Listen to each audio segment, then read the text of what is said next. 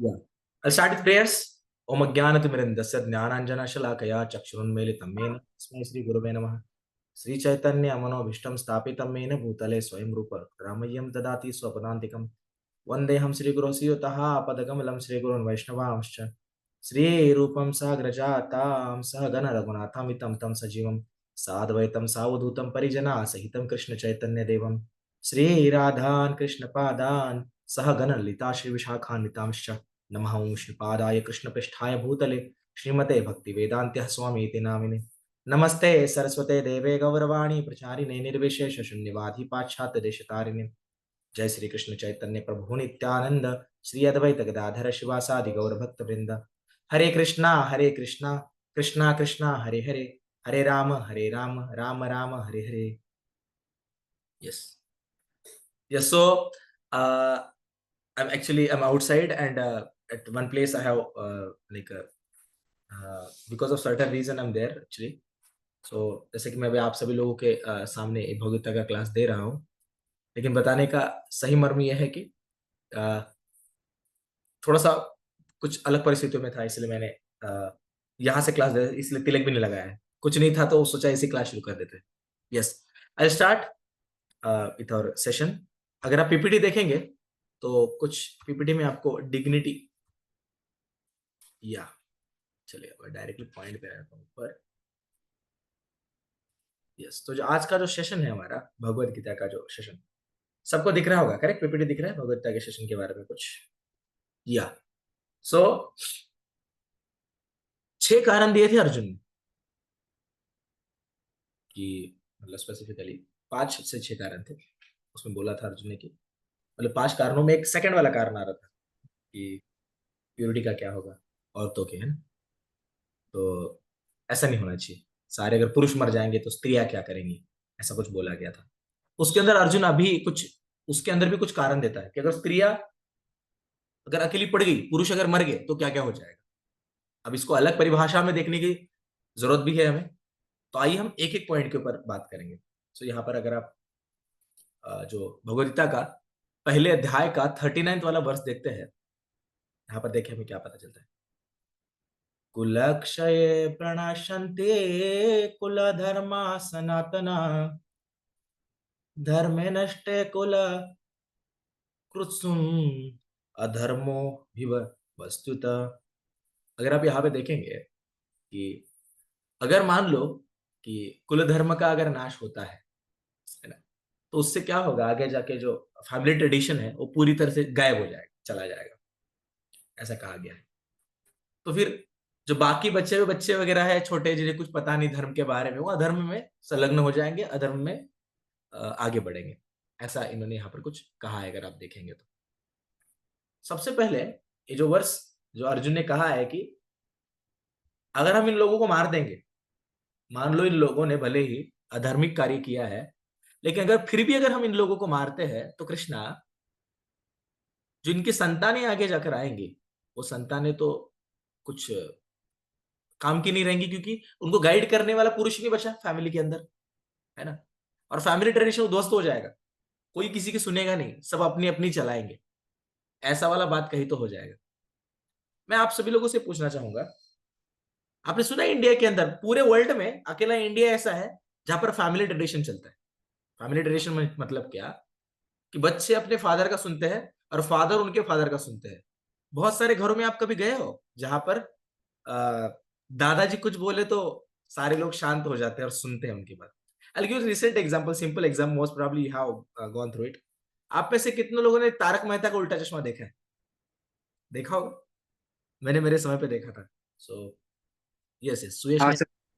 Great, that's really great. मुझे पता है आप क्या देख रहे हो। सो लेकिन बताने का मर्म ये है कि जो तारक मेहता के उल्टा चश्मा के अंदर जो दादाजी रहते हैं, मतलब कुछ भी हो जाए जेठालाल जी हमेशा उनके फादर की सुनते हैं, करेक्ट? उनके फादर को मान देते हैं, भगवान की तरह उनकी पूजा करते हैं, अगर आपने देखा होगा तो। अब ऐसा क्यों? अगर आप देखोगे ना, तो फैमिली ट्रेडिशन के अंदर अगर बड़ों को हम सम्मान देते हैं तो इरिलीजियस एक्टिविटी होने के चांसेस कम रहते हैं। हम थोड़ा सा आगे जैसे जाएंगे तो हमें पता चलेगा ही, है ना? सो अभी अगर मान लीजिएगा युद्ध हो गया, अर्जुन बोल रहा है उस टाइम पे कि भगवान अगर युद्ध हो गया तो युद्ध में तो सारे बड़े लोग मारे जाएंगे, सारे एल्डरली पीपल्स अगर मारे जाएंगे, और अगर सारे एल्डरली पीपल अगर मार गए तो पूरा मतलब डायनेस्टी तबाह हो जाएगी पूरी। और अगर मान लो एक बार अगर डायनेस्टी तबाह हो गई तो उसके बाद में क्या होगा, पूरी एंटायर अगर फैमिली जो है ना, वो फैमिली ट्रेडिशन पूरा जाने की वजह से कि बच्चे रहेंगे कुछ भी कार्य करेंगे, स्त्रियां रहेंगी वो भी कुछ भी कार्य करेंगे, मार्गदर्शन करने वाला कोई बचेगा नहीं ना। मुझे आपके बारे में नहीं पता, मैंने ऐसे कुछ एग्जांपल्स देखे हैं जहां घरामधला एखादा पुरुष, किसी फैमिली के अंदर का एक पुरुष चला गया और आगे जाकर उन घर के जो छोटे छोटे नन्हे मुन्ने बच्चे थे और घर के अंदर की जो स्त्रियां थी ना, उन्हें उदर निर्वाह करने के लिए, फैमिली चलाने के लिए जब घर से बाहर पढ़ना पड़ता है ना, तब उनका फायदा उठाने की ज्यादा हाँ संभावना। तो जो मजा लो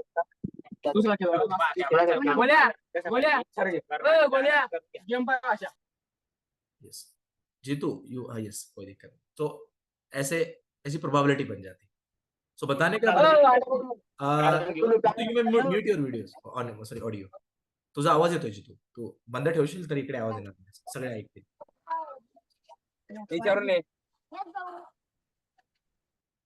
ओके चलिए, तो हम आगे बढ़ते हैं अभी।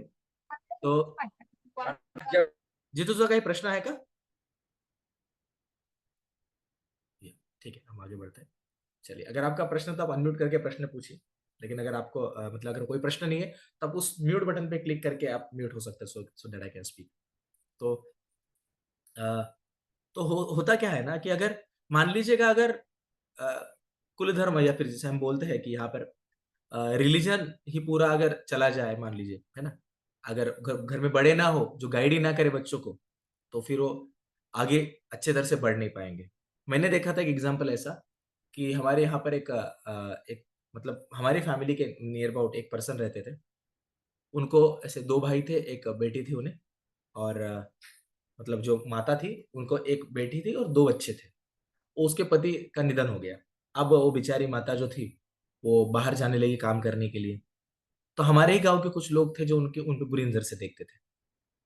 अब उसके वजह से होने ये लगा कि अब उनको घर में घर बचाना है, घर चलाना है, तो कहीं ना कहीं उनको घर के बाहर जाना पड़ेगा। तो जब आगे जाके उनकी माता का भी निधन हो गया, अब एक बेटी और दो बेटे, ऐसे इधर उधर फिर घूमने लगे। फिर आगे जाके मुझे पता चला कि उनकी बेटी ने किसी और के साथ भाग के शादी कर ली है। लड़के भी व्यसनी हो गए थे, कुछ दारू वारू पीने लगे थे। अभी कंट्रोल नहीं है किसी का, किसी की बात सुनेंगे नहीं, तो फिर हम एक्सपेक्टेशन भी तो नहीं रख सकते कि आगे जाके अच्छा होगा। तो इसलिए बड़ों का बहुत ज्यादा बड़ा अस्तित्व होता है। आपने देखा भी होगा कि हमारे यहाँ पे जन्म से लेकर मृत्यु तक कुछ संस्कार रहते हैं, अगर आपने देखा होगा। तो वो संस्कार बहुत मतलब बहुत बार बड़ों को ही पता होता है। जैसे मेरी बहन की शादी जब थी ना, तब मेरी मदर मेरे दादी को कॉल कर रही थी, और मेरी मदर मेरी दादी को कॉल करके पूछ रही थी कि शादी के टाइम पे क्या क्या रीति रिवाज रहते हैं, क्या क्या करना होता है, अब क्या होता है, दूसरे दिन क्या होता है, तीसरे दिन क्या होता है, ऐसे पूछ रही थी मेरी मदर। तो क्या है, बड़ों का बहुत बड़ा रोल होता है। और अगर एक बार बड़े चले गए तो फैमिली स्टेबल कैसे रहेगी, ये पहला प्रश्न था अर्जुन का, जो कि बहुत स्ट्रांग लग रहा है, करेक्ट ना? तो ये एक पर्टिकुलर कुल धर्म है, अगर आप देखो ना। तो अभी अगर आप यहाँ पे पहला देखेंगे ना, कुलक्षय प्रणश्यंति कुल धर्म सनातना, तो ये बोला कुल धर्म बोल रहा है, कुल का नाश हो जाएगा, बड़ों को मार दोगे तो कुल का नाश हो जाएगा। ये बात हमें डायरेक्टली यहाँ पर पता चल रही है, करेक्ट? सो एक्चुअली ये जो कुल धर्म कह रहे हैं ना, ये कुल धर्म और पराधर्म, जैसे मैंने लास्ट में आपको बताया था, ईश्वर के प्रति हमारा जो धर्म होता है वो धर्म, और कुल धर्म, इसमें डिफरेंस है एक्चुअली, अगर आप देखोगे तो। कुल धर्म उसी लिए रहता है कि जब हम जीते हैं उस वक्त हमने कैसे अच्छे से जीना चाहिए, उसके लिए कुछ संस्कार आज बनाए जाते हैं, उस संस्कार आज के अंतर्गत हम चलते हैं, वो कुल धर्म के अंतर्गत आता है।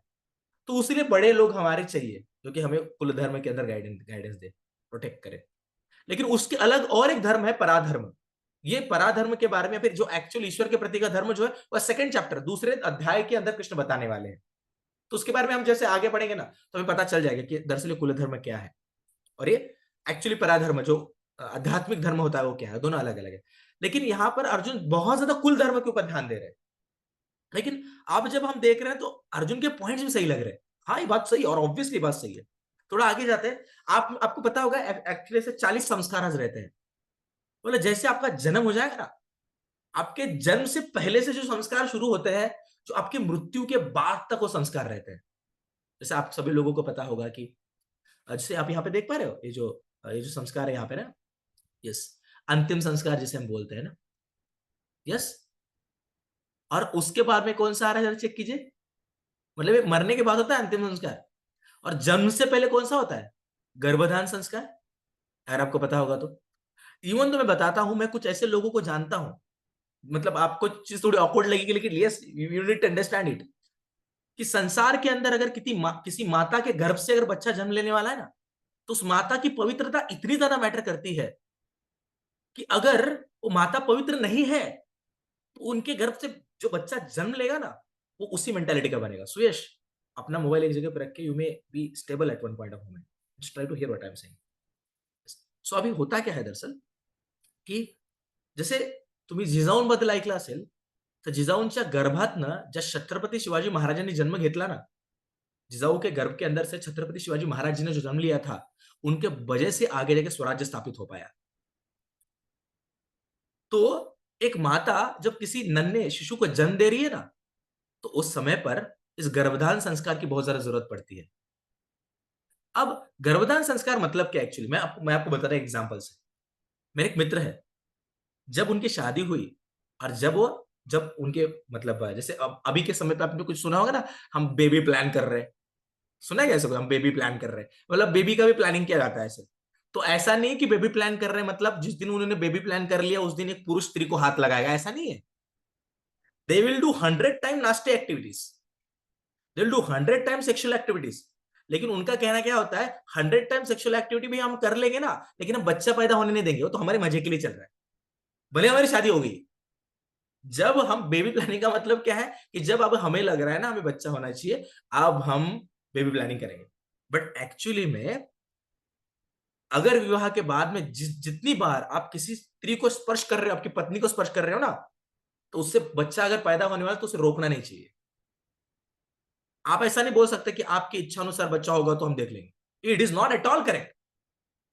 सो मैंने ऐसे कुछ मेरे मतलब समीप के लोगों को देखा है, जो मतलब अगर उनको पता है कि आज मैं मेरी वाइफ को अगर स्पर्श करने वाला हूं, या मेरी वाइफ मुझे स्पर्श करने वाली है, और हमारे यूनियन से अगर आगे जाके किसी बच्चे का जन्म होने वाला है, तो उस यूनियन से पहले वो एक दिन बैठकर, पूरा दिन बैठकर भगवान के नाम का जाप करते हैं। पूरा दिन मैं कह रहा हूं, 15 राउंड्स। अगर आप एक माला करते हो ना पूरी, तो 7 मिनट लगते हैं। 50 माला करते, आप सोचिए उसके लिए कितना समय जाता होगा।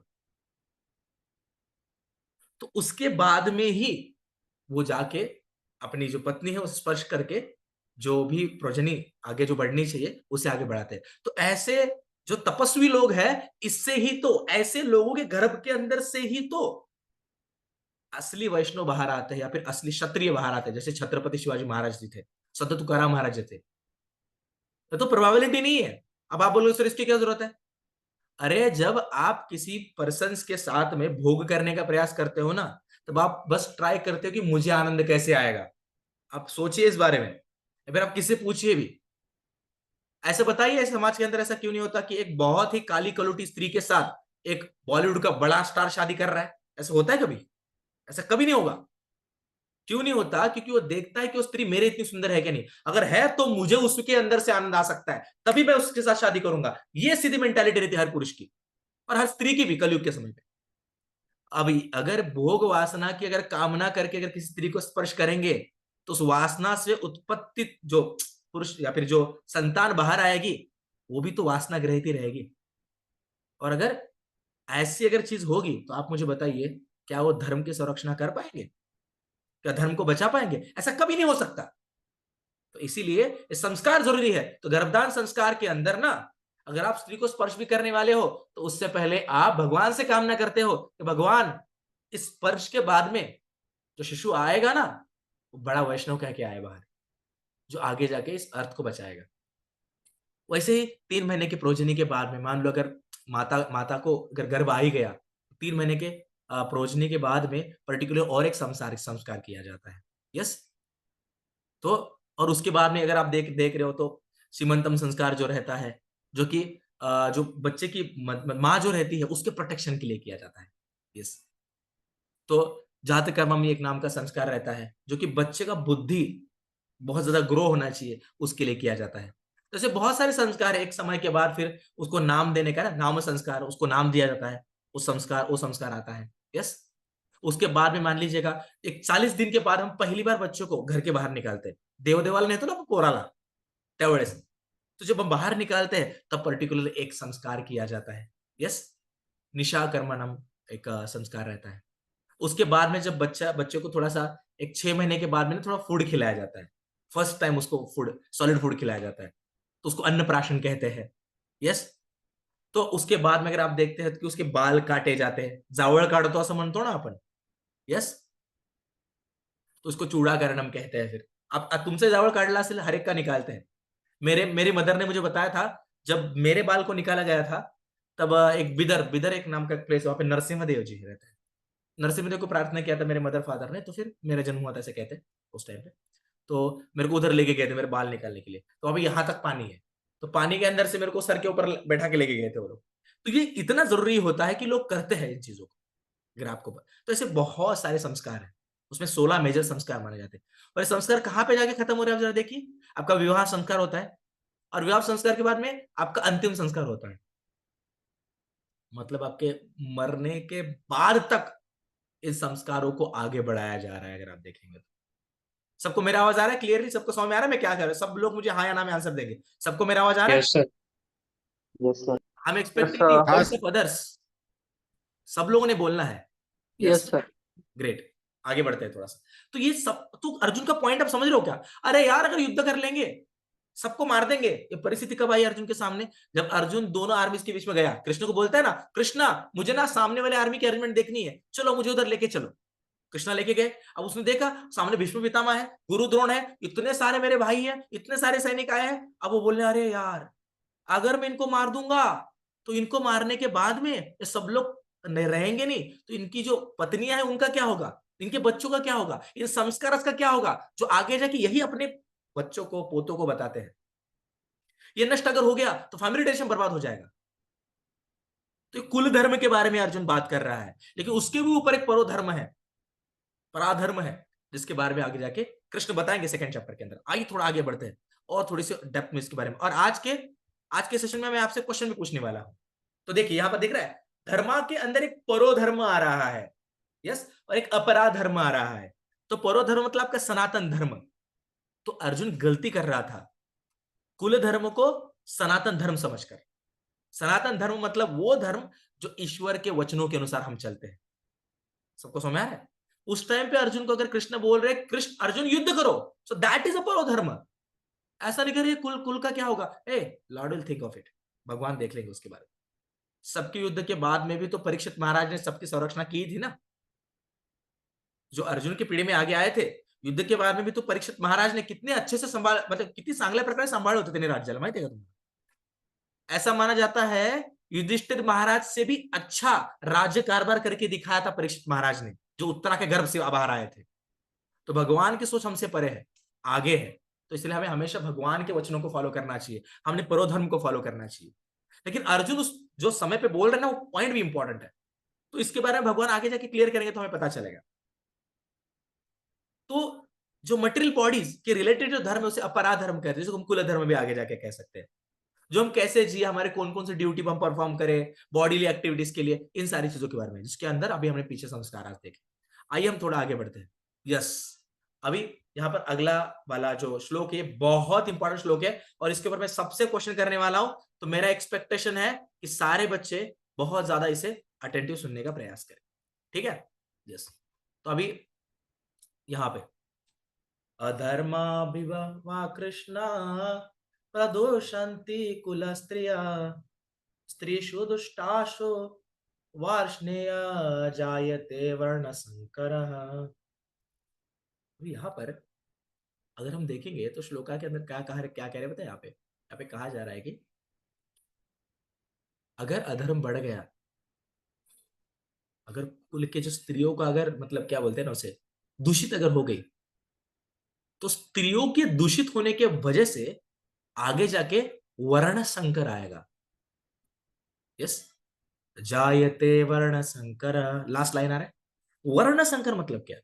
वर्ण संकर को समझने का बहुत मतलब, आपको पता है कलयुग के अंदर ये वर्ण संकर ही सबसे बड़ा प्रॉब्लम है। वर्ण संकर का मतलब ये होता है कि अगर कोई स्त्री है, अगर मान लो उसके ऊपर ध्यान देने वाला कोई भी नहीं है और उसका पति ही नहीं है, तो ऐसा हो सकता है कि दूसरे जो बाहर के जो लोग हैं वो साम दाम दंड भेद करके, जसं म्हटलं जातं, माझं एक स्पष्ट मत है, मैं स्वतः शिक्षक है, my self I am teacher, ये मेरा खुद का ओपिनियन है, मैं आपको बता रहा हूं, आपको ऐसा बुरा मत मानिए, मैं भी खुद एक पुरुष हूं। कोई भी स्त्री गलत नहीं होती है, कोई भी स्त्री गलत नहीं होती है। पुरुष उस स्त्री को गलत होने के लिए प्रवृत्त करते हैं. कोणती स्त्री वाईट नसती. पुरुष असतो तो पुरुषच असतो तो त्या स्त्रीला वाईट होण्यासाठी भाग पाडतो. ऐसी परिस्थितियां बनाई दी जाती है तो स्त्री पोल्यूट हो जाए, दूषित हो जाए. हाँ, ऐसा है. अब आप बोलोगे सर ऐसा थोड़ी होता है.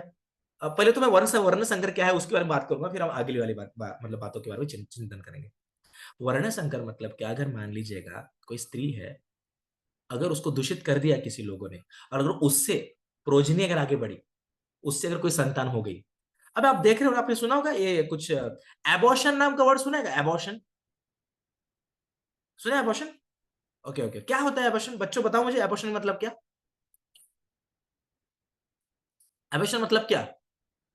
यहाँ पे डॉक्टर कौन है? अभिराज, एबॉर्शन मतलब क्या होता है? Abhiraj, are you getting my voice? Sir जो पेट में बच्चा होता है उसको पेट में ही मार देते हैं। क्यों मार देते गिरीश? लाइक उनको चाहिए नहीं होगा तो। उनको मोस्टली चाहिए. जब लड़की होती है तब वो करते थे पहले टाइम में। Okay okay okay okay. तो ऐसा किन केसेस में होता है एबॉर्शन कि करने की पहले के परिस्थिति? टाइम में लड़की होगी तो पहले के टाइम में लड़की होगी होगी तो वो ये करते थे ना, मारते थे। ओके उस ओके केस ओके में एक होता था। ओके. ऐसा था क्या पहले के टाइम में? मतलब कौन से वाले टाइम पे? आप इसे 200-300 साल पहले या 500 साल पहले? 30, 20, 30। यस. एक्चुअली एबॉर्शन नाम का कोई भी वर्ड संस्कृत के अंदर नहीं आता, नहीं आता. हमारे यहाँ पे डाइवोर्स नाम का भी वर्ड हमारे संस्कृत में नहीं आता. ये परंपराएं नहीं हमारी. स्त्रियां बदलना हमारी परंपराएं नहीं है. क्या जिसके साथ तो कल उसके साथ. और स्त्री की भी पुरुष बदलने की हमारी परंपराएं नहीं है. एक अगर स्त्री है ना, तो अगर एक पुरुष के साथ अगर वो अपने आप को विवाह के बंधन में बांध लेना, तो अकेली मर जाएगी वो उस पुरुष के बाद में, तो किसी का मुंह नहीं देखेगी. ये परंपरा है. हाँ, कलयुग के अनुसार अभी बहुत बार ऐसा होता भी है, जैसे कि मान लीजिएगा कोई स्त्री है और अगर मान लीजिएगा डाइवोर्स हो गया, पति मर गया, उसके बाद उसका दूसरा शादी होना चाहिए. क्योंकि ऐसे परिस्थिति में कोई दूसरा पर्सन से पोल्यूट करे, कोई दूसरा पर्सन से जबरदस्ती करे, इससे अच्छा तो उसका किसी और के साथ शादी हो, तो ये अलग बात हो गई.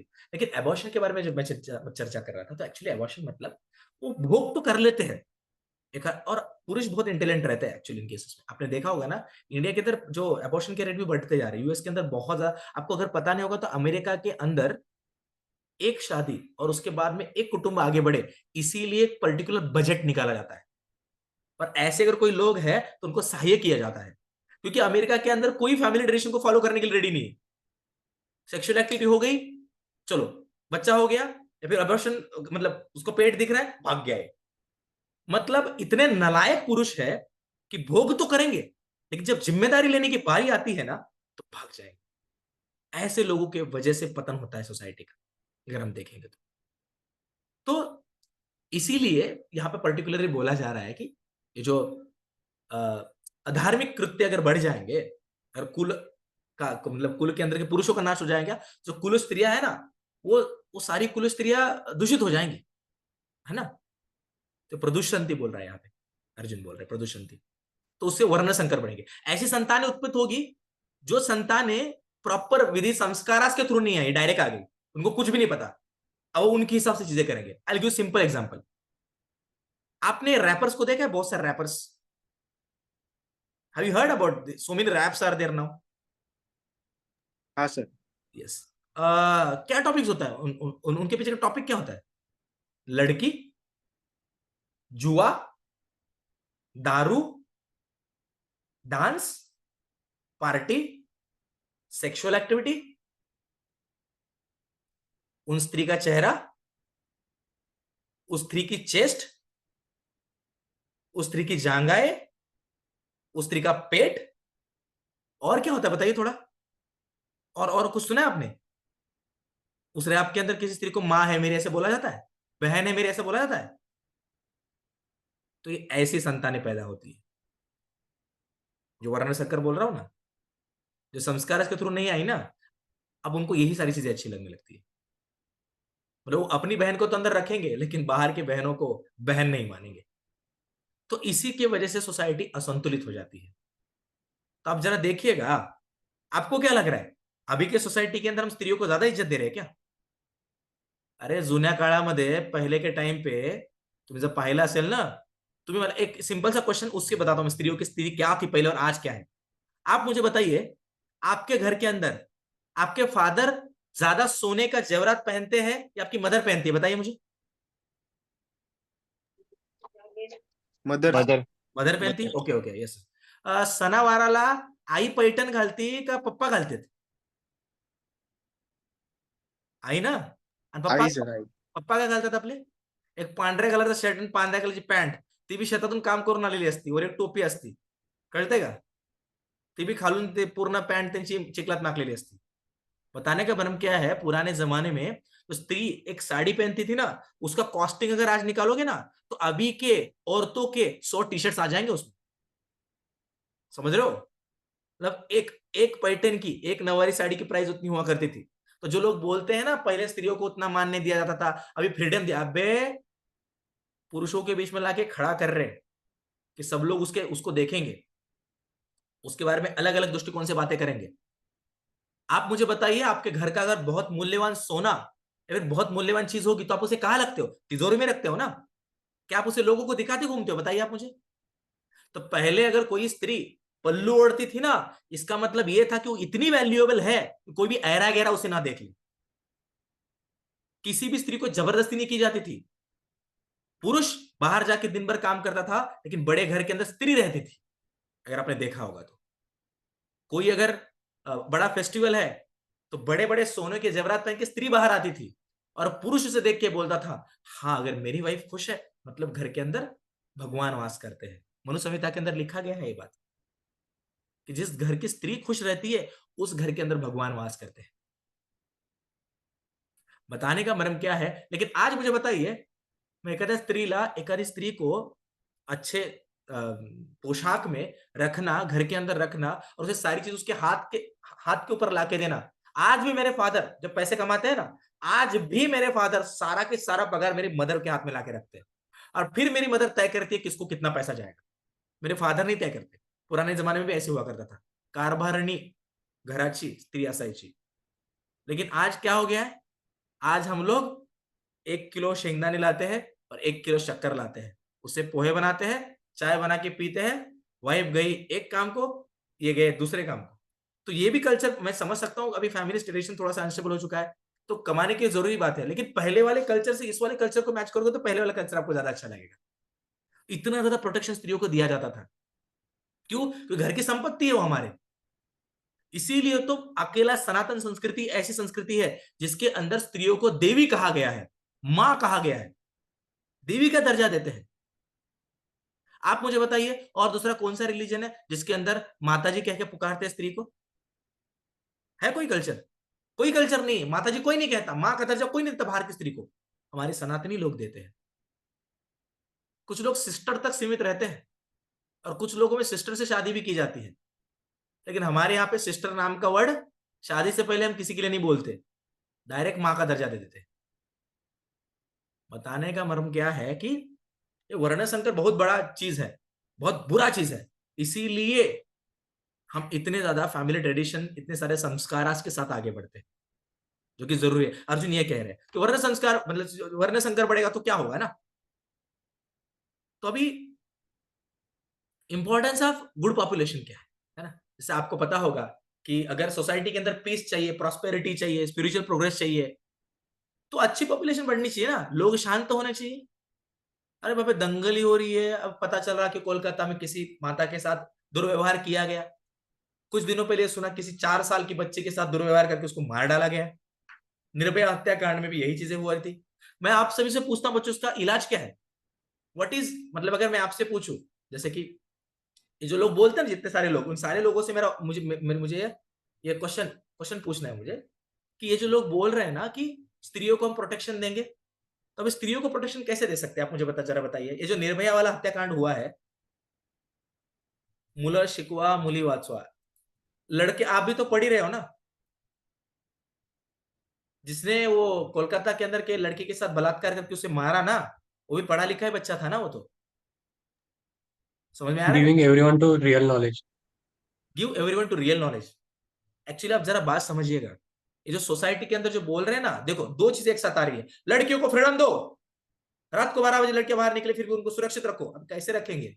दिमाग खराब। तुम लोग घर पे रहते, तुम्हारी लड़की हॉस्टल पे रहती है, तुम लोग को पता नहीं तुम्हारी लड़कियां 12 बजे रात को कहां पे है। अब प्रोटेक्शन देने का ठेका क्या बाहर की सोसाइटी ने लेके रखा है क्या? आप जब तक लोगों को संस्कार नहीं देंगे, आप जब तक आपके बेटों को नहीं पढ़ाएंगे, तब तक कैसे चलेगा ये?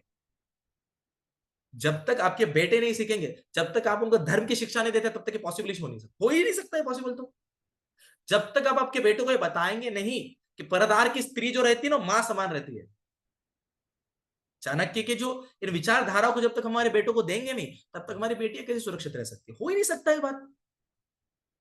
आज जो भी स्त्री बाहर दिखती है, कितना प्रोबेबिलिटी है कि किसी स्त्री को देखने के बाद तुरंत लगता है ये तो मेरी मां जैसी है। वाह! छत्रपति शिवाजी महाराज के दरबार में, जो छत्रपति शिवाजी महाराज, अगर आपको पता होगा ना, तो मतलब ये वो सिचुएशन बता रहा हूं, ट्राई टू अंडरस्टैंड बच्चे, समझिए। पृथ्वीराज चौहान जी को जब परास्त कर दिया गया था 17वीं बार, मोस्ट प्रोबेबली 16 बार उन्होंने गौरी को छोड़ दिया था, मोहम्मद गौरी को हराया छोड़ा, हराया छोड़ा, हराया छोड़ा।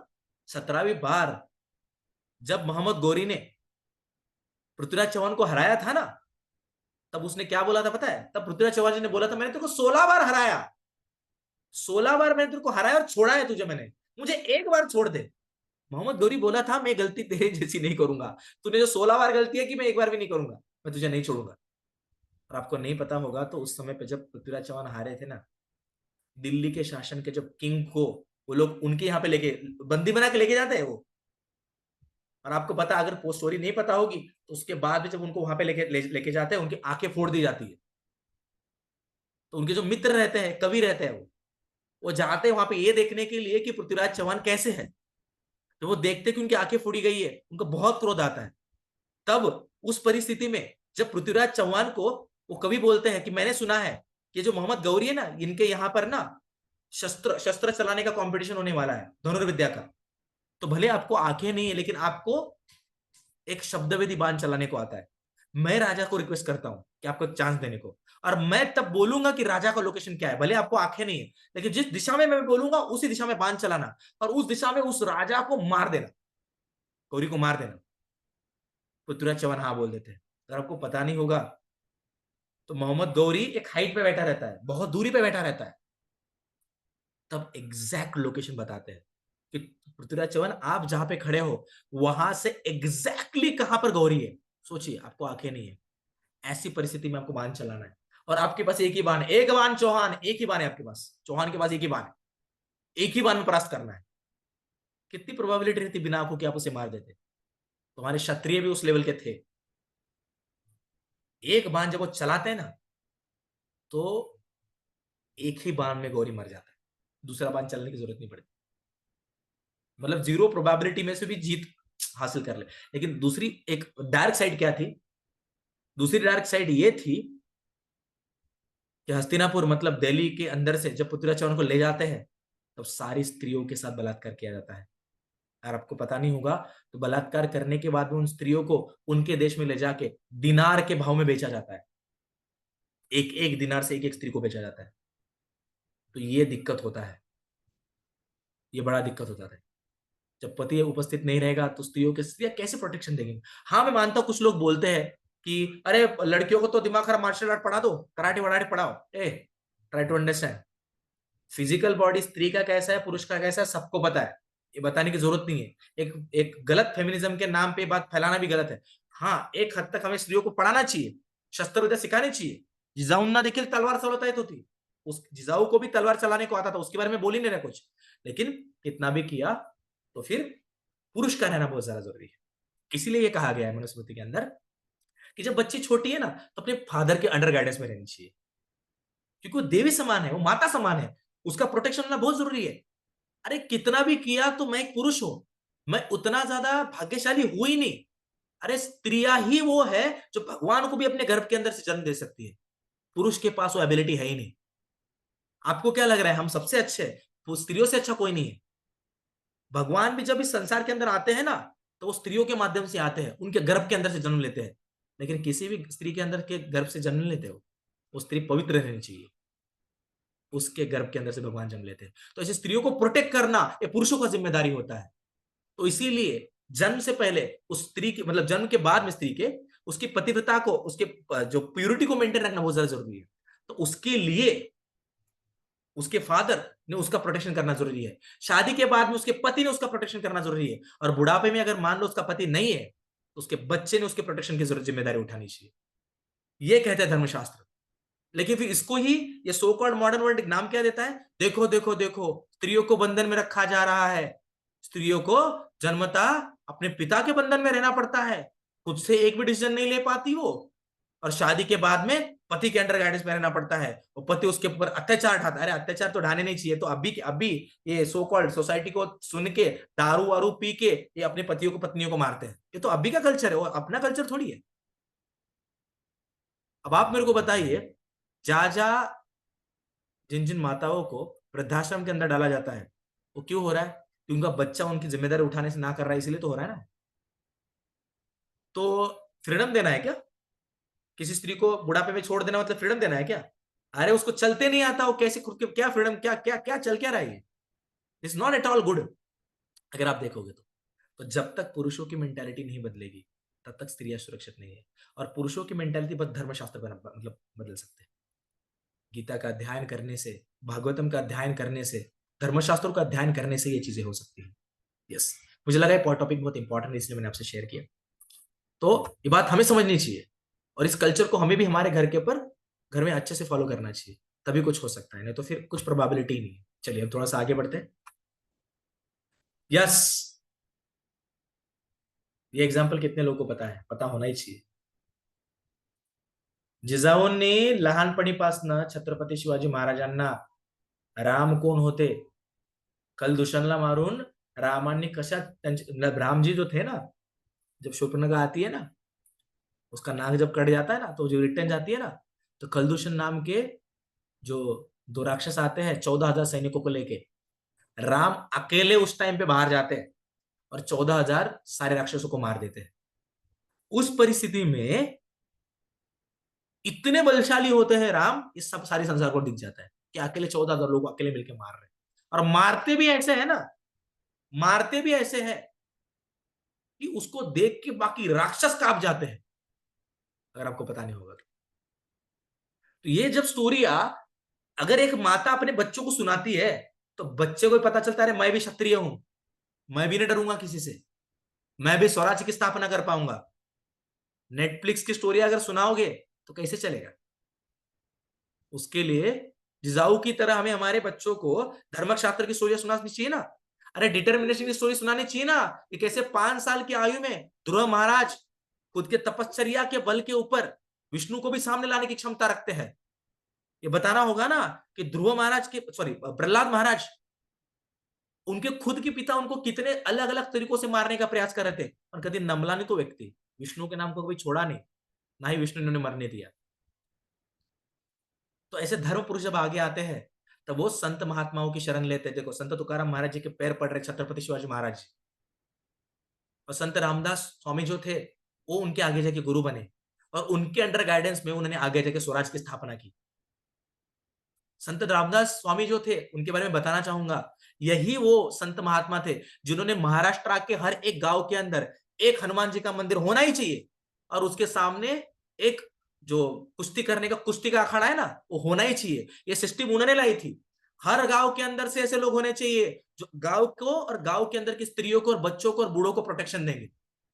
इसीलिए आप चेक करोगे महाराष्ट्र के हर गांव के अंदर आपको हनुमान जी का मंदिर मिलेगा, है ना। आता ती व्यायामशाळा झाली. पहिले ते कुस्तीचं मैदान असायचं. तिथं लंगोट घालून, लाल कलरचे लंगोट घालून लोक संध्याकाळी जायचे आणि आपल्या मांड्यांना थपटून दुसऱ्यांना आपटायचे खाली. पर अभी वो सिस्टम चला जा चुका है. अब चीजें बदल चुकी है. यस, बताने का मर्म ये है कि यस, अब कोई कहेगा लेकिन सर स्त्रियों को फ्रीडम तो मिलना चाहिए. देखो, स्त्रियों को फ्रीडम तो मिलना चाहिए. स्त्रियों को फ्रीडम क्यों नहीं मिलना चाहिए? अरे द्रौपदी को फ्रीडम था तो उसको कौन सा वर चाहिए वो ढूंढने का? द्रौपदी ने बोल दिया मुझे करना नहीं चाहिए, तो तुरंत बोला गया. द्रौपदी नहीं बोली तो नहीं. सीता का भी स्वयंवर हुआ था. सीता ने चॉइस किया था कि जो शिव धनुष को उठाएगा वही सीता का वर बनेगा. अब कोई बोल सकता है ऐसा कंडीशन क्यों? आप सीता को बोलो ना, सीता चॉइस करेगी. अरे अगर आपको पता नहीं होगा तो 3 साल की आयु में सीता थी ना, सीता 3 साल की आयु में गेंद खेलते खेलते खेलते जाती है. वहां पे शिव धनुष रखा गया होता है. जनक जी की सभा में शिव धनुष रखा जाता है. तो जो छोटा गेंद रहता है ना, वो धनुष के अंदर जाके अटक जाता है. अब सीता चली जाती है, वो धनुष को ऐसे उठाती है और वो गेंद लेके धनुष को रख के आ जाती है. अरे ऐसा धनुष जिसको उठाने के लिए 100 सैनिकों की मतलब सहायता पड़ती थी. सीता इतनी ताकतवर थी. अगर ऐसी सीता शादी के बाद में किसी कॉमन पुरुष को आलिंगन दे देना तो चपटा हो जाएगी, तो पूर्ण मर जाएगा वो. इतनी ताकतवर थी सीता. तो उसके लिए पुरुष भी तो श्री राम जैसे ही व्यक्ति चाहिए ना. तो इसीलिए जनक महाराज कहते हैं कि मेरी बेटी इतनी ताकतवर है, इतनी शक्तिशाली है कि उसको वर भी वैसा ही चाहिए. इसलिए जो पुरुष इस धनुष को उठाएगा उसी को मैं मेरी बहन, उसी को मैं मेरी बेटी दूंगा. ऐसा कहते जनक महाराज. तो क्या गलत है उसमें? क्या गलत है उसमें? द्रौपदी यज्ञ से नहीं थी, यज्ञ से आई थी. इतनी ज्यादा पवित्र थी कि उसको हैंडल करने वाला पुरुष भी उस लेवल का चाहिए था. इसलिए वो बोलते हैं कि पानी के अंदर देखे मछली के आग को भूनो. अगर मछली के आग को विभाजित कर दोगे ना, तभी आप द्रौपदी को ले जा सकते हो.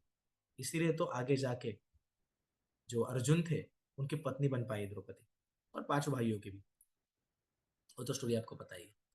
तो ये एक बात है कि अगर स्त्रियों को अच्छी तरह से देखा जाए तो क्या होता है. दूसरी ओर आपको पता है ना शूर्पणखा का एग्जाम्पल. ये फ्रिवलेस लड़की शूर्पणखा, जिसको किसी संस्कार के थ्रू नहीं थी, जो राक्षसी थी, उसको लगता था अरे मैं तो फ्री हूं, मैं तो कुछ भी कर सकती हूँ. और जाके उसने क्या कर लिया, जाके राम को बोल दिया राम मुझे चाहिए आराम, मेरे साथ तो कर रही शादी अभी है ना. तो राम जी क्या कहते हैं, मैं नहीं दे सकता तुझे आराम क्योंकि मेरी ऑलरेडी शादी हो चुकी है और मैंने एक पत्नी व्रत लिया है. एक पत्नी व्रत मतलब क्या, सीता के अलावा मैं किसी को देखूंगा नहीं. बोल अभी अगर मान लो प्रपोज अगर आप कर भी दिया, मान लो आपने, ठीक है, अब नहीं बोलने के बाद जाना चाहिए घर पे. अरे नहीं नहीं ऐसा थोड़ी होता है, मेरे से भी शादी कर लो. अब उस वक्त और उस वक्त जो वो रूप धारण करके आती शूर्पणखा, वो राक्षसी रहती लेकिन बहुत सुंदर रूप धारण करके आती है. स्टिल राम कहते नहीं नहीं देखो मेरे को नहीं चाहिए, मेरी ऑलरेडी एक वाइफ है. अब आपको पता ही होगा एक वाइफ से मैं इतना तंग आ चुका हूं. राम जैसा नहीं कहते लेकिन अभी के समय पे ऐसी परिस्थितियां है. तो राम जी कहते उस समय पे मैंने एक पत्नीव्रत लिया है, मैं नहीं कर सकता शादी. एक काम देखो, अगर आपकी इच्छा भी हो ना, मैंने एक पत्नीव्रत लिया है ना, लक्ष्मण ने तो ऐसा नहीं लिया. जाओ लक्ष्मण को जाके पूछो तो देखिए ना, मतलब टेंडेंसी भी देखिए, तुरंत उसका प्रेम परिवर्तित हो गया छोटे भाई के प्रति. मतलब उसका कहना क्या है, मुझे कोई भी चलेगा. अगर वो प्रेम नहीं था जो लोग बोलते हैं, वो प्रेम नहीं, अगर प्रेम होता तो एक व्यक्ति के प्रति होता. तुरंत तो लक्ष्मण के पास जाती है, लक्ष्मण राम नहीं तो लक्ष्मण से ही, तू यहाँ कहते भोगी तो करना है मुझे. तो लक्ष्मण जी कहते हैं मैं तो राम का दास कहकर यहाँ पर आया हूँ और दास की खुद की इच्छा नहीं होती है, मैं तुमसे शादी नहीं कर सकता. तो आप प्लीज जाके आप राम जी को कन्विंस कर लीजिए. राम जी हाँ मान गए तो कोई दिक्कत नहीं है. फिर से राम के पास जा रही है, फिर से राम को क्या बोल रही है कि राम थोड़ी देर दे दो सीता को आराम, है ना, थोड़ी देर मैं भी आपकी सेवा कर लूंगी, है ना. तो उस टाइम पे राम जी कहते हैं कि अबे यार ये तो सुधरेगी नहीं. तो उसको लगता है कि ये सीता ही बीच की कारण है ना, तो मैं सीता को मार देती हूँ, इसलिए सीता को मारने जाती है. तो जब वो सीता को मारने जाती है तो फिर राम जी कहते हैं लक्ष्मण इसे सबक सिखाना होगा. और उस वक्त अगर आपने देखा होगा तो उसका नाक काट दिया जाता है. अब उसके बाद में भी वो नहीं सुधरती. आप सोचिए, मतलब एक फ्रिवलेस जो औरत है वो तो राक्षसी होती है. एक्चुअली औरत नहीं कहा जाना चाहिए. हमारे सनातन संस्कृति की सारी माताएं बहुत ज्यादा रिस्पेक्टफुल है, जो भी हमारे कल्चर को फॉलो करती है. मैं उनको बोल ही नहीं रहा जो स्कर्ट पहन के बाहर जा रही है रात को 11-12 बजे. उनको पता है नहीं जाना चाहिए. क्यों जाना चाहिए रात को 11 बजे पब में? आपको घर में रहना चाहिए आपको. और दिन में आप जाइए, कॉलेज में जाइए, पढ़ाई कीजिए, जॉब को जाइए, उनको बारे में नहीं बोल रहा. सो बताने का मर्म क्या है कि ये फिर उसके बाद में वो घर पे जाती है. अब घर पे भी जाके रावण को क्या बोलती है कि उन लोगों ने जबरदस्ती, मैं तो ऐसे वर्णन आता है सर रामायण के अंदर कि जो शूर्पणखा होती है वो कहती है कि मैं तो सीता को लेने गई थी तुम्हारे लिए रावण, क्योंकि सीता बहुत सुंदर दिखती है, लेकिन अभी जब मैं देख रहा हूं तो मुझे पता चला कि उन्होंने सीता को लाने नहीं दिया, सीता इतनी सुंदर है।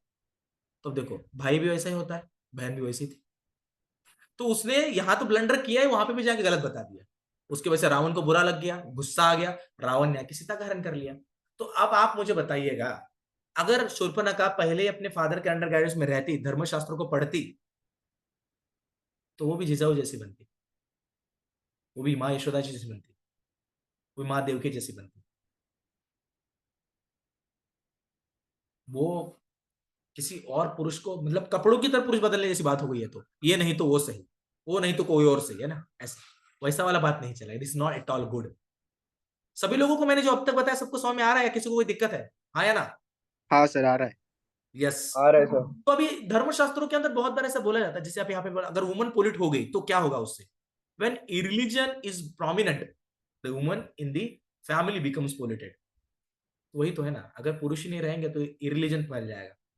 तो फिर स्त्रियों को कोई भी बहला फुसला के ये किया जा सकता है। पुरुष वाइट बनता स्त्रियांना, जो अधार्मिक पुरुष रहते हैं वो। तो चाणक्य पंडित ये बोलते हैं हमेशा इसीलिए कि वुमन को हमेशा प्रोटेक्शन देना चाहिए। अब और एक चीज, जैसे कि अगर भगवद्गीता पढ़ते हैं तो भगवद्गीता के अंदर जो प्रभुपाद है उन्होंने भी लिखा है कि वुमेन्स आर लेस इंटेलिजेंट, है ना, तो नॉट ट्रस्ट वर्दी या फिर प्रोन टू डिग्रेडेशन। तो अभी अब आप बोलोगे सर ये तो गलत है ना सर, ये लेस इंटेलिजेंट क्यों बोल रहे हैं ना, तो ये तो गलत है सर। तो देखो मैं आपको बताना चाहूंगा, उसको आप एज इट इज उस सेंस में मत लो, आप उसको अलग वे से भी समझ सकते हो। जैसे एग्जाम्पल के तौर पे बहुत सारे बच्चों ने अपने वीडियो ऑफ कर लिए हैं, अगर पॉसिबल तो आप अपनी वीडियो ऑन कर सकते हैं। मुझे लगता है मैं आप ही से बात कर रहा हूँ। यस। सो पर पॉसिबल तो आप आपकी वीडियो ऑन कर सकते हैं। देखो अब मैं आपसे एकदम सिंपल चीज बोलता हूँ, देखो जो स्त्रियां रहती है ना, उनके अंदर ना एक रहता है आईक्यू और एक रहता है ईक्यू। आईक्यू मतलब इंटेलेक्चुअल क्वेश्चन रहता है, और ईक्यू मतलब इमोशनल क्वेश्चन रहता है। भगवान ने स्त्रियों को बनाया इस प्रकार से है कि उनका इमोशनल क्वेश्चन बहुत ज्यादा होता है, और पुरुषों का इंटेलेक्चुअल क्वेश्चन बहुत ज्यादा रहता है। अभी इंटेलेक्चुअल क्वेश्चन मतलब क्या? परिस्थितियों को भापने की क्षमता। जैसे एग्जांपल के तौर पे इंडिया के अंदर आपने कुछ सुना होगा, लव जिहाद नाम का कोई चीज सुना होगा आपने? सुना है आपने से? हाँ या ना, सुना है आपने? हाँ सर सुना है। Yes. किस एज में ज्यादा लव जिहाद के प्रकरण आपने देखे अब तक? किस एज में ज्यादा देखा आपने? कोई 50 साल की औरत थी उसके साथ लव जिहाद हुआ, ऐसा देखा आपने? 16 to 21। यस। 14 साल के बच्चों से लेकर 24 साल, या 24 साल छोड़ो 30 साल के बच्चों के बीच में ज्यादातर लड़कियों को फंसाया जाता है। अब ऐसा होता क्यों है? एक्चुअली जो स्त्रियां रहती है ना, उनको भगवान ने कुछ इस तरह से जन्म दिया है कि वो जो गर्भ के अंदर जो बच्चों को धारण करेगी, और जब बच्चा बाहर आएगा तो उसकी एकदम केयरफुल केयर लेनी चाहिए। घरामध्ये जेवण नसेल ना, तर पप्पा म्हणतात ठीक आहे बाळा काय हरकत नाही, वडापाव आणतो, वडापाव खाऊ सुखात राहू। लेकिन माँ बोलती है नहीं नहीं नहीं बच्चे, मैं खुद बनाऊंगी, वो तू खाना, तुझे अच्छा लगेगा। माँ बहुत केयर लेती है। तो इसीलिए इमोशनल क्वेश्चन की बहुत ज्यादा जरूरत होती है। सबको समझ में आया? जब बच्चा रो रहा है तो क्यों देखो अगर रात को 12 बजे बच्चा रो रहा है ना, तो पापा बोलते हैं अगे उठ बग ते का रडते बग, ऐसे बोलते हैं फादर लोग। और मदर क्या करती है उस परिस्थिति में? उठती है, वो बच्चे को लेती है और उसके लिए लोरी गाती है। अगर ये इमोशनल क्वेश्चन अगर लड़कियों में नहीं होगा तो बच्चे, जो छोटे बच्चे हैं, वो आगे अच्छी तरह से बढ़ेंगे कैसे? इमोशनल क्वेश्चन की वजह से ही तो माँ अपने बच्चों को प्रेम दे पाती है। और ये कमी पुरुष मतलब वडील पर नहीं भरू शकत, जो कमी माँ माँ पूरी कर देती है। अगर बच्चे को हैंडल करना है तो आप मुझे बताइएगा, उस स्त्री की बॉडी भी तो उतनी सॉफ्ट होनी चाहिए जो छोटे बच्चे को हँडल करना है। कळतंय का? पुरुषाचे हात काम करणं कसले कडक असतात।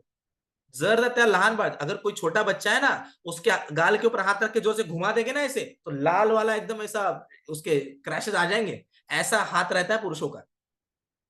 अरे तो उसके लालन पालन के लिए स्त्री वैसी कमजोर, वैसे या फिर वैसे कोमल होनी भी, कमजोर नहीं बल्कि कोमल तो होनी चाहिए ना। तो अब आप मुझे बताइए, वैसी स्थिति में अगर भगवान एक स्त्री को बनाते हैं तो उसके पीछे भी पर्पस है ना। अब बहुत सारे लोग ये बोल देते हैं, लड़कियों को घर के अंदर रखते हो, लड़कियों से खाना बनवाते हो, लड़कियों से सारी चीजें करवाते हो। ए, पुरुष की औकात है क्या सब्जी बनाने की? अरे नहीं कर सकते हम लोग, ये हमारा प्रॉब्लम है। वो वो इतना बड़ा टास्क है ना जो पुरुष कर ही नहीं सकता।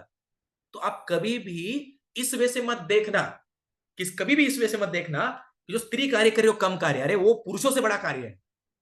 बच्चों को संभालना, घर को संभालना, घर में बच्चों को ऐसा खाना बना के दें जो उनको पच पाए, पुरुषों को अच्छा लगे, इमोशन इमोशन से पूरे फैमिली को बांध के रखना, ये किसी के भी बस की बात नहीं है। और फैमिली ट्रेडिशन इसीलिए चल रहा है क्योंकि स्त्रियां वैसी पतिव्रता है और उन चीजों को आगे ले जा रही है। तो इसीलिए स्त्रियां ऐसी है और पुरुष वैसे है, लेकिन हर एक पर्सन का अपना अपना जिम्मेदारी है। आपके घर के अंदर फादर को ज्यादा इज्जत देते हो आप लोग या मदर को ज्यादा इज्जत देते हो? दोनों को सर। ऐसे कैसे? सोसाइटी तो ये कहती है हम स्त्रियों को बहुत कम लेते हैं। हाँ आपके हाँ घर हाँ। के अंदर आप माँ को कम इज्जत देनी चाहिए, फिर तो पापा को ज्यादा देनी चाहिए, है ना? आया ना? मम्मी को कम इज्जत देते हो क्या? अरे भाई, एक बार हम फादर को कम इज्जत दे दे मदर के प्रति हमारा जान रहता है, लगाव रहता है, अगर आपको पता होगा तो। इसीलिए जब भी हम कहीं पे गिरते हैं, रोते हैं ना, तो माँ की याद आती है, आई असं ओरडतो आपण, पप्पा असं नाही ओरडत आपण, है ना? पप्पा फक्त गप्पा मारताना कामाला येतात, कळलं का? माँ रहती है रोते टाइम पे काम में आती है ना?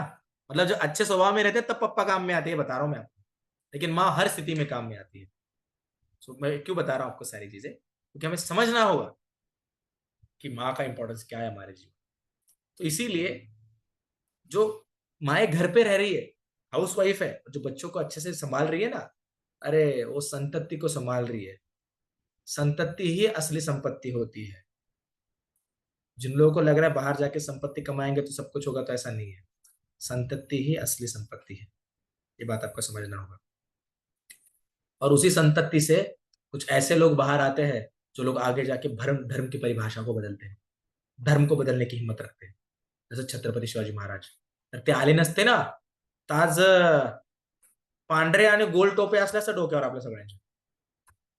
यस, मुझे किसी को इनडायरेक्टली पॉइंट आउट नहीं कर रहा है, इसलिए मैं डायरेक्टली बोल रहा हूँ। चलिए आगे बढ़ते हैं थोड़ा सा। यस, तो यहाँ पर अगर यहाँ पे बोल दिया गया लेस इंटेलेक्चुअल या फिर नॉट ट्रस्ट वर्दी, तो उसका मतलब ऐसा मत लेना। वो इमोशनल रहती है ना, बच्चों को संभालना है तो भगवान ने नेचर दिया उनको वैसा। तो उस नेचर का फायदा उठा के ये जो लोग रहते हैं ना, ये 16-17 साल की आयु की लड़कियां रहती है ना, उसको प्रेम के जाल में फंसा लेते हैं।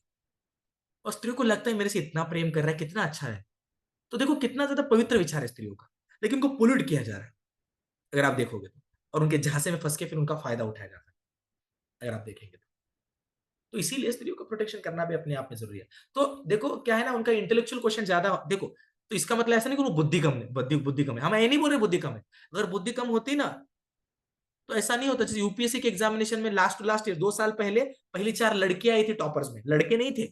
लड़कियों को बुद्धि बहुत ज्यादा रहती है, लेकिन उनके साथ उनका इंटेलेक्चुअल क्वेश्चन जो रहता है ना, इमोशनल क्वेश्चन, वो उनको इमोशनल बना देता है, तो उसका फायदा उठाया जा सकता है। इसीलिए प्रोटेक्शन में रखने की जरूरत है हमें, कि कोई भी उनका फायदा ना उठाए ऐसे। चलिए थोड़ा आगे बढ़ते हैं। यस, तो इसीलिए अगर आप देखो, पहला, अगर फादर है और अगर फादर अपनी बेटी का हाथ किसी पुरुष के हाथ में देते हैं तो होता क्या है, ये होने के बाद में कभी भी कोई पुरुष सोफे के पीछे से अपना हाथ किसी अदर स्त्री को नहीं देता। यहां पे जरूरत पड़ती है हमारे बड़ों की, जो संस्कार विधिवश विवाह संस्कार के थ्रू आपको किसी पुरुष के हाथ में सौंप दे, या फिर किसी पुरुष को किसी स्त्री के हाथ। लेकिन यहां पर आप देखो सोफे के ऊपर क्या चल रहा है, बताने का मर्म क्या है, तो फिर ये वर्ण संकर नहीं होगा तो क्या होगा, है ना? बहुत बार ऐसे होता है कि किसी और का मतलब संतान है, किसी और के गर्भ में पल रही है, तो ये वर्ण संकरित तो है। तो ऐसे अगर ऐसी मेंटेलिटी से जो बच्चे जन्म लेंगे, वो क्या धर्म को बचाएंगे, क्या समाज को बचाएंगे? वो तो खुद ही अनस्टेबल रहते हैं। हमारा कल्चर वो है जिस कल्चर के अंदर एक स्त्री के वस्त्र खींचने का प्रयास किया गया था तो सारे के सारे लोगों को मार डाला गया था। ये कल्चर है हमारा। रावण ने एक बार स्त्री का हरण करने का प्रयास किया तो उसको मौत के घाट उतारा गया। ये हमारा कल्चर है। मोमबत्तियां नहीं उठाते हम लोग। तो बताने का मर्म यह है कि हमें, लेकिन ये कब हो सकता है, जब हम धर्मशास्त्र को लोगों तक पहुंचाएं, हम स्पिरिचुअल चीजें दरअसल क्या है उसे समझे। लोगों का स्पिरिचुअल क्वेश्चन उसके लिए जागा रहना चाहिए। लोगों की आतुरता स्पिरिचुअलिटी को जानने की जागी रहनी चाहिए। तभी ऐसे लोग आगे जाके अच्छे धर्म को समझकर लोगों का प्रोटेक्शन कर सकते हैं और एक्चुअली परोधर्म के पराधर्म के अनुसार आगे बढ़ सकते हैं। तो इसीलिए ये हमारी संस्कृति है एक्चुअली, जो स्त्रियों के प्रोटेक्शन के लिए बड़े बड़े वॉर्स करने के लिए पीछे नहीं हटते, अगर आपको पता होगा। यस। अब अर्जुन और एक रीजन देता है, ये तो स्त्रियां दूषित हो जाएंगी, वर्ण संकर हो जाएगा, ये तो रीजन है ही, संस्कार चले जाएंगे, कुल धर्म का नाश हो जाएगा। देखो, कुल धर्म का नाश हो जाएगा, ये भी बोला, करेक्ट है। वर्ण संकर हो जाएंगे, ऐसे बच्चे आएंगे जो कि समाज को आगे जाके असंतुलित कर देंगे, ये भी बताया। अब और एक यहाँ पे बताया गया है, यस, शंकरो नरकायेव कुलाध्माना कुलस्य च पतन्ति पतरो रोषा लुप्त पिंडो दशक्रिया। यहाँ पर अर्जुन बोल रहे हैं कि अगर संस्कार चले गए, अगर जो कुटुंब पद्धति है या फिर जो रिलीजियस जो पद्धति है वो अगर चली गई, लोग मरेंगे, तो स्त्रियां दूषित हो जाएंगी। स्त्रियों को दूषित एक तो फोर्सफुली किया जाएगा या फिर इमोशनल क्वेश्चन का इस्तेमाल करके किया जाएगा। और अगर स्त्रियां दूषित होगी तो वर्ण संकर आएंगे, और अगर वर्ण संकर आए तो उन्हें कुछ पता नहीं होगा, वो कैसे पितरों को बचाएंगे, उनके पितर क्या है ये कैसे तय होगा। आपको पता है ना, हम पिंडदान करते हैं ना, आपको अगर पता होगा तो। यस, हर साल आप लोग आपके पितरों को भी खाना देते हो ना, देते हो कि नहीं देते। हाँ सर। यस। तो अगर ये संस्कृति आगे नहीं चलेगी, जो पितर आपके रहते हैं, पितर मतलब क्या, जो कि स्वर्ग में वास करते हैं, तो उनके केस में होता क्या है कि स्वर्ग में अगर आपको पता होगा तो हमारे 6 महीने मतलब उधर का एक दिन रहता है, और हमारे दूसरे 6 महीने मतलब उधर की एक रात रहती है, तो उनका पूरा एक दिन रात मतलब अपने इधर का एक साल। तो एक साल में हम क्या करते हैं, हम लोग पितरों को खाना देते हैं ना। यस। तो खाना देते हैं मतलब क्या, उनके एक दिन में उनको एक प्लेट हम समर्पित करते हैं कि आप भी लीजिए, आप पाइए कुछ। तो अगर मान लो पितरों को खाना नहीं मिला तो पितरों का रोष जो रहता है वो आपके ऊपर, तो इसलिए बोलते हैं ना, हमको पितृदोष हो गया। तो पितृदोष मतलब क्या, दिमाग खराब, पितरों की तरफ देख ही नहीं रहे, आपके पितर रुष्ट हो चुके आपसे, दुखी है आपसे आपके पितर, जो कि आपके पूर्वज है, जो कि स्वर्ग में वास कर रहे हैं, फिर अलग जगह पे वास कर रहे हैं, पितृलोक में वास कर रहे हैं, है ना। तो इसीलिए ये जो दश क्रिया वगैरह है सारी चीजें होनी चाहिए। अब मैं आपको एकदम सिंपल और एक एग्जांपल बताता हूँ। एक बच्चा था, एक लड़का था, उसने जैसे एक बात कहा कि बताया कि बात है केरला साइड की बात है ये थोड़ा। तो वहां पे क्या हो गया, एक लड़के ने ना क्रिश्चियनिटी को एक्सेप्ट कर लिया। अब क्रिश्चियनिटी को एक्सेप्ट करने के बाद में उसके फादर जब मर रहे थे तो वो बोल रहा था कि मैं क्यों आऊंगा, मैंने तो जीसस को मान लिया पूरा अपना। अब उसके फादर मर गए, अब उसके जब फादर मर गए उसके बाद में वो बच्चा, वो पिंडदान जो करते हैं, दशक्रिया होती है, वो बोला ये सब फेक है, बोला बाइबल के अनुसार सारी चीजें झूठ है, बोला मैं आऊंगा ही नहीं। तो आया ही नहीं। अब आप मुझे बताइए, ये ये प्रॉब्लम है कि नहीं, ये वर्ण संकर वाला टाइप आया कि नहीं आया यहाँ पर से। अब उसके पितृ उससे वृष्ट नहीं होंगे तो क्या होगा। तो इसीलिए ये सारे संस्कार हमें पता होना बहुत ज्यादा जरूरी होता है, ये मैं आपको बताना चाहता हूँ। सबको क्लियर होगा मोस्ट प्रॉब्लम मैं क्या कह रहा हूँ, यस और नो। Yes sir. तो सबसे पहले तो आपको पता चला कि कुल धर्म मतलब सारे लोग मर जाएंगे, कुल धर्म का नाश हो जाएगा, संस्कार चले जाएंगे। दूसरा क्या बोला गया था, वर्ण संकर आएंगे, स्त्रियों को दूषित किया जाएगा। तीसरा क्या आया कि पितरों को कौन, पिंडदान कौन करेगा, पितरों को पिंडदान करने की जरूरत है ना पितरों को। समझ में आ रहा है मैं आपको क्या कह रहा हूं, रिलीजियस सिस्टम तबाह हो जाएंगे। हाँ। यस। यस। तो यही इसी इसी लाइन में ये भी आगे वाला श्लोक आता है। हम थोड़ा सा आगे बढ़ेंगे, थोड़ा समय कम है हमारे पास। तो ये जो वर्ण संकर होता है, अनवांटेड प्रोजेनी, मतलब मान लो शादी से पहले अगर किसी को बच्चा हो गया, जैसे जैसे मैंने एक फेमस सिंगर के बारे में देखा था, मैंने मुझे इतना कंफर्म नहीं है लेकिन मैंने सुना था कि वो जो फेमस सिंगर है, आपने अगर सर्च भी करेंगे तो आपको मिल जाएंगे वो। तो उनके बारे में मैंने सुना था कि जो फेमस सिंगर है उनका जन्म माँ के गर्भ में, माँ की शादी से पहले हो गया था। तो माँ ने उनको आगे जाके बड़ा किया। अब उन्होंने भी आगे जाके क्या किया, उन्होंने किसी एक पर्सन के साथ प्रेम प्रकरण किया, उसको छोड़ दिया, किसी और के साथ शादी कर ली। तो वही तो है ना कि वो जो वर्ण संकर अगर पर्सन आ गया तो उसको रिलीजियस सिस्टम का कुछ पता नहीं, लेना देना भी नहीं है, कुछ फॉलो नहीं करेगा, तो ऐसे लोग भी पोल्यूशन सॉरी समाज को पोल्यूट कर देते हैं। तो ऐसा हो जाता है आगे जाके। यस। तो ऐसे जो वर्ण संकर रहते हैं ना, वो रिलीजियस प्रिंसिपल के ऊपर बिलीव नहीं रखते, धर्म शास्त्र नीति शास्त्र को मानते नहीं, और उसके वजह से ऐसे लोग रहते हैं ना, वो एक दूसरे के साथ झगड़ा करते हैं, उनको खुद की मनमानी करते हैं, वो जो कर रहे हैं वही सही है ऐसा उनको लगता है हर बार, और किसी भी चीजों को फॉलो नहीं किया जाता, किसी को मान सम्मान नहीं देते, सबसे उल्टा बोलते रहते हैं, झगड़े करते रहते हैं, क्राइम्स करते रहते हैं, उनको सारी स्त्रियां ऑब्जेक्ट लगती है, तो सेक्सुअल ऑब्जेक्ट लगे तो बलात्कार कर लेंगे मान लो किसी के साथ, ऐसी चीजें हो जाती है। तो इसीलिए आप अगर देखोगे ना, मैं आपको बताता हूं, अगर आप किसी भी केसेस को देखिए, अगर आपने निर्भया हत्याकांड देखा होगा तो उसके अंदर जो 4 लोग थे ना, जो बस के अंदर थे, उन्हें दारू पिया था। अगर आप अभी का जो हत्याकांड देखोगे जो कोलकाता के अंदर हुआ है, उस पर्सन ने भी दारू पिया था। दारू पिया उस पर्सन ने, और उस पर्सन की जो पहली वाइफ थी, उस पहली वाइफ के साथ भी उसने झगड़ा करके उसको फैमिली के वहां पे चली गई। वो झगड़ा चले, डाइवोर्स हो गया, फिर फैमिली की तरफ चली गई। फिर बंदे ने दूसरा शादी किया था कोलकाता के अंदर के जो अभी हुआ ना प्रकरण, उसमें उसने दूसरा शादी किया। उसकी वाइफ को बहुत मारता था, उसकी माँ उसको लेके चली गई, उसके ऊपर कंप्लेंट की, लेकिन कुछ हुआ नहीं। उसके बाद में फिर वो उस दिन, जिस दिन उसने वो गलत कार्य किया, उस दिन वो हॉस्पिटल में दारू पी रहा था। वो हॉस्पिटल का एक ऐसा एक लोगों को सीट्स देता था हॉस्पिटल के, और उसके पीछे कमीशन भी निकालता था। आगे जाके उसने दारू बहुत पिया, और रेड अलर्ट एरिया रहते जहाँ पे कुछ ऐसी वैश्याएं रहती है जो भोग के कारण लोग जाते हैं उनके पास, वहां पे गया। उसके मोबाइल के अंदर जब देखा गया तो बहुत सारे पोर्नोग्राफी के साइट्स भी पाए गए।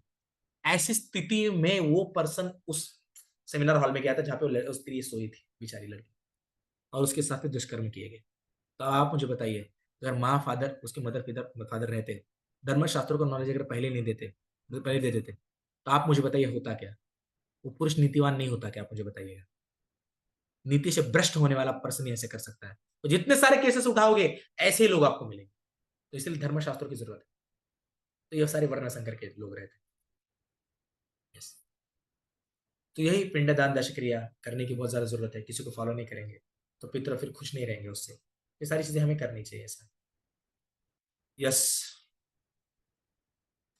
उत्सन्ना कुलधर्माना मनुष्याना जनार्दन नरके नियतं वासो भवन्ति नो शुश्रूषमा। अब इसका मतलब क्या है कि भगवान, अगर ऐसे लोग, मैंने सुना है ऐसा कि, मतलब मैंने मेरे सीनियर से, मतलब मैंने मेरे पूर्वजों से सुना है कि अगर ऐसे लोग, जो लोग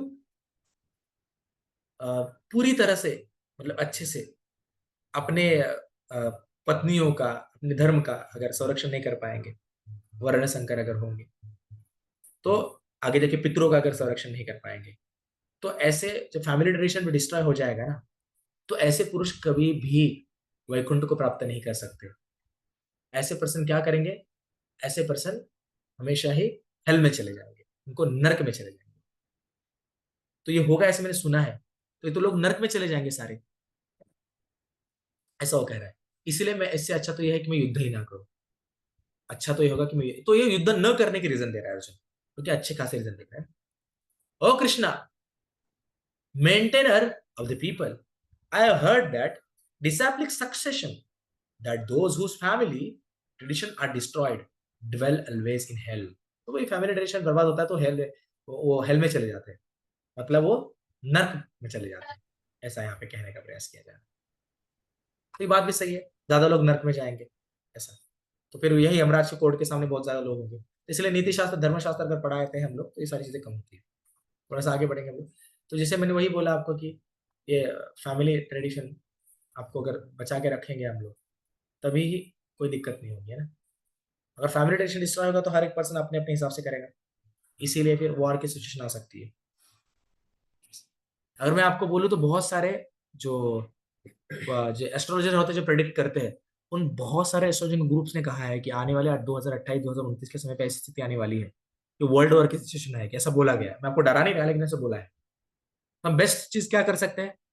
मे बी आप देख भी रहे हैं ना, और रशिया यूक्रेन वॉर चल रहा है, फिर बांग्लादेश में क्या हो रहा है, फिर वहां पे अभी ये कौन सा था, ये अपना जो इसराइल का वॉर जो चल रहा था, उसमें भी चीजें बढ़ रही है धीरे धीरे धीरे।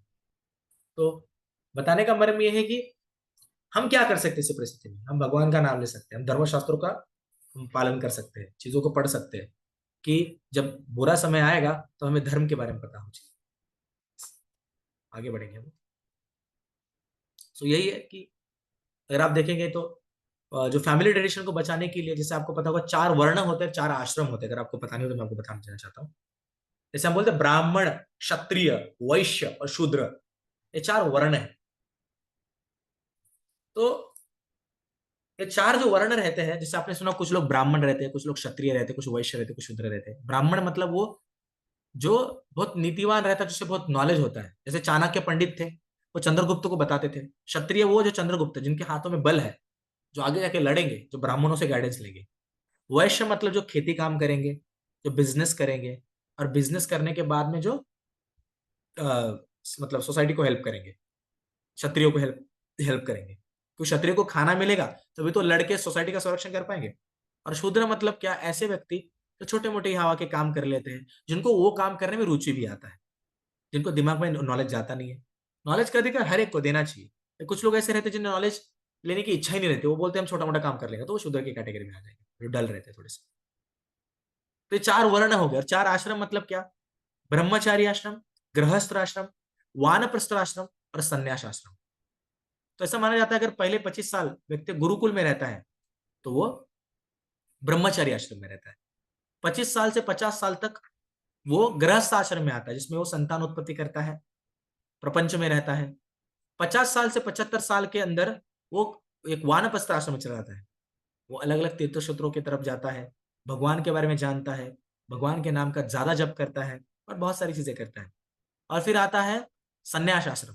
फिर खुद सन्यासी बन जाता है, लोगों को समर्पित कर देता है स्पिरिचुअलिटी के लिए। तो ये वर्ण गुणों के अनुसार होते हैं, गुण कर्म विभाग। मतलब गुण और कर्म जिसके जैसे, वो वैसा पर्सन बन पाएगा। कोई पर्सन रहता है जो मुझे, मेरे को स्टूडेंट है, हेल्दी है बॉडी से, खतरनाक। जैसे मेरा एक स्टूडेंट जिसका नाम ओम है, ओम माने, अभी आया भी होगा यहाँ पे में भी। बहुत खतरनाक है बॉडी से, एकदम खतरनाक पर्सन। लेकिन अगर उसको ज्यादा पढ़ाई बोलोगे ना, दिमाग में जाता नहीं उसके। वो पढ़ता है, वो ट्राई नहीं करता, ऐसा नहीं है, मेरे को बार बार डाउट आके पूछता है, उसके भेजे में जाता नहीं। वो बोलता है सर मेरे को सीईटी बस है, मेरे को जेई वही नहीं चलता। लेकिन वो खतरनाक है बॉडी से। She is having a Kshatriya mentality actually, है ना। लेकिन अगर क्लासरूम के अंदर के एक दो बच्चे ऐसे भी जिनको बुद्धि बहुत चलती है, तो ब्राह्मण मेंटेलिटी की, वो उनको झगड़ा वगड़ा नहीं, मतलब वो युद्ध उद्ध नहीं बाबा, लेकिन हम पढ़ लेंगे। तो उनकी जन्मता ही मेंटेलिटी ऐसी रहती है। और उस मेंटेलिटी के अनुसार वो आगे जाके वो ब्राह्मण ब्राह्मण बनेंगे या फिर क्षत्रिय बनेंगे। और तो गुरुकुल के अंदर फिर आगे जाके डिवाइड किया जाता था उनको, उनके इंटरेस्ट को देख के। कुछ कुछ बच्चे ऐसे होते गुरुकुल में, अरे आराम से, हमसे ज्यादा काम नहीं होता, हम जाके लकड़ी तोड़ के आएंगे, हाँ हम तो वेसल वॉश करेंगे, हम जो बंडी वंडी घस लेंगे वहां पे, या फिर हम लोग ना वो थोड़ा सा कूड़ा उड़ा उठाएंगे, वो करेंगे। तो आगे जाके ऐसे लोग शूद्र बन जाते हैं। हर एक को चांस दिया जाता है सिलेक्ट करने का, लेकिन हर एक की इच्छा अनुसार वो करते हैं। लेकिन अगर आपको बताना बताऊं एक बात, कलयुग के ब्राह्मणों से भी ज्यादा स्वच्छ रहते थे उस समय के शूद्र, ऐसा माना जाता है। तो शूद्रों को कम मत समझना, उस समय के शूद्र हमसे भी बहुत अच्छे थे। और इवन तो ये कहा जाता है कलयुग के अंदर हर एक व्यक्ती शूद्र है, कोई ब्राह्मण क्षत्रिय नाही आहे. छत्रपती शिवाजी महाराजांसारखे काही लोक आहेत फक्त जे क्षत्रियांच्या भूमिकेला पुढे निभवतात. आणि संत तुकाराम महाराजांसारखे, संत रामदास स्वामी महाराजांसारखे काही व्यक्ती असे आहेत, ऐसे कुछ लोग हैं संत तुकाराम महाराज जैसे, जो एक्चुअल ब्राह्मणा की पोजीशन को ग्रांट करते हैं. यस, ये बात हमको समझना होगा. यस, तो एक्चुअली में तो वर्णाश्रम जो सनातन धर्म के अनुसार आता है, इसे हमें अगर हम अच्छे से लेके जाते हैं तो सोसाइटी अनस्टेबल नहीं होती है. तो यही दिक्कत हो रहा है ना. आज हर एक को आईटी इंजीनियर बनना है, किसी को धर्म नीति पढ़ना नहीं है. तो जब बुरा परिस्थिति आता है तो किसी को पता ही नहीं होता क्या करना है ना. तो इसीलिए फिर क्या होता है कि अगर मान लो आपके रैली के ऊपर कोई पत्थर फेंक रहा है तो हम लोग दौड़ना शुरू कर देते हैं. जवान लड़के भी दौड़ते हैं, रुकते नहीं वहां पे कौन फेंक रहा है देखने के लिए, वो भी दौड़ते हैं.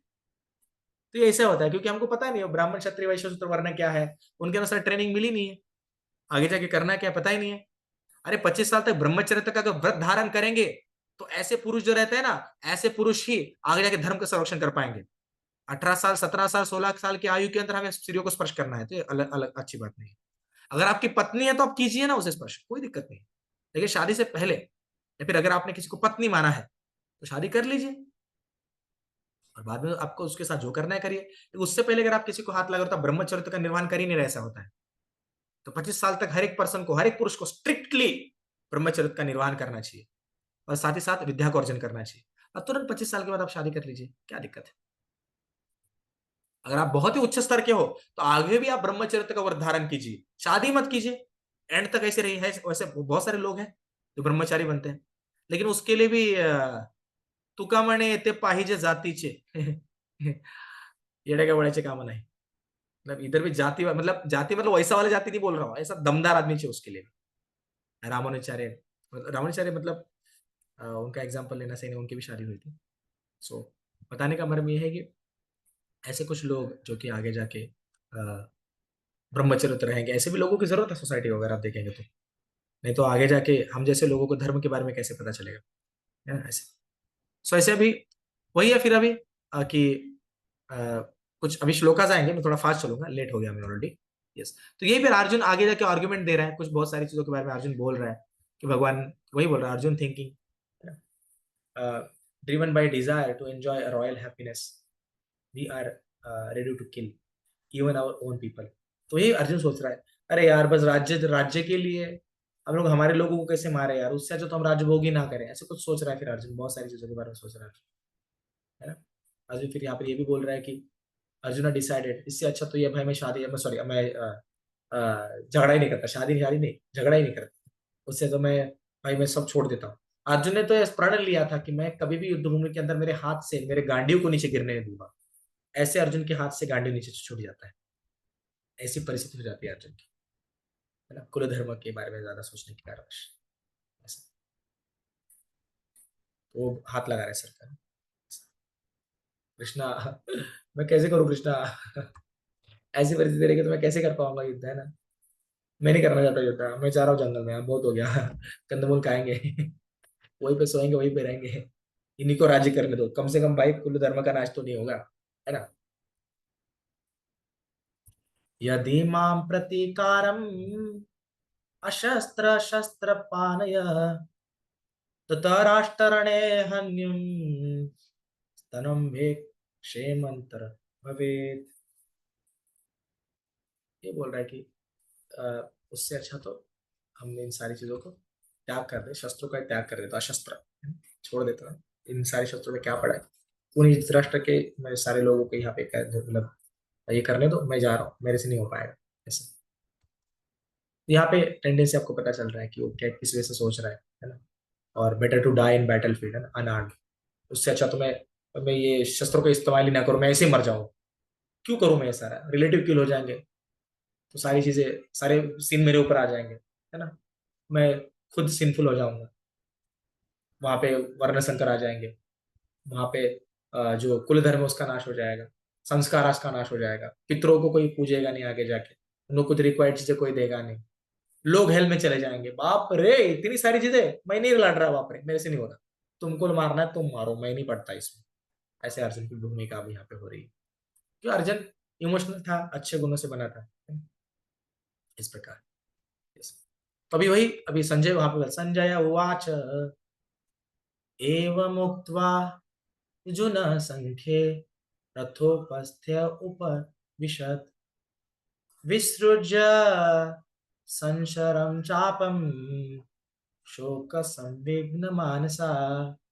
वही बोल रहा है अर्जुन, संजय बोल रहे हैं अभी कि देखो अब अर्जुन सोच रहा था, उसके हाथ से गांडी भी छूट चुका है, रथ के ऊपर जाके बैठ गया हो, उसके आंखों से आंसू भी आ रहे हैं और शोक में पूरी तरह से चला गया है, अब मुझे नहीं लगता वो युद्ध करेगा, वो तो ऐसी सारी विचारधाराओं में बह रहा है, ऐसा संजय बता धृतराष्ट्र को। अब धृतराष्ट्र उधर खुश, अरे वाह, प्रॉब्लम सॉल्व, पांडव गए जंगल में, हम करेंगे राज, है ना, ऐसा।